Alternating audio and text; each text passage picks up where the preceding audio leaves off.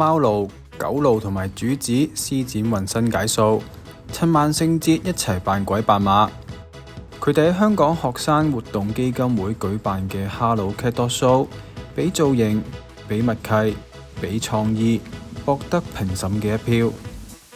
都會成日帶佢去街玩啊，同啲朋友仔見面啊，因為佢好中意跑喎，都成日帶佢去啲草地度跑啊咁樣咯。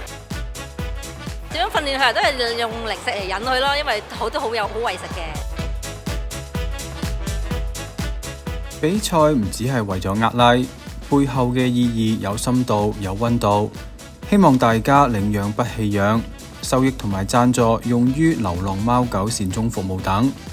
今日呢個活動咧真係幾有意義㗎。其實佢想咧即係提醒大家咧要養毛孩啦，係一生一世嘅責任。今日因為 Halloween 啊，哇各有各咧鬼怪怪咁，真係好開心。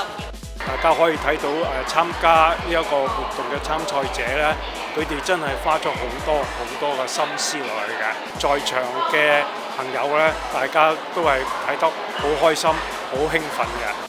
最主要咧就係希望啲人要信守承諾，照顧一生。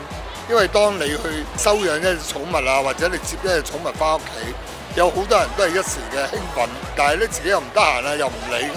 因為會衍生好多問題嘅，會變咗流浪貓狗啦。希望喚醒多啲愛寵物嘅人，一齊去幫手去宣傳呢個信息咯。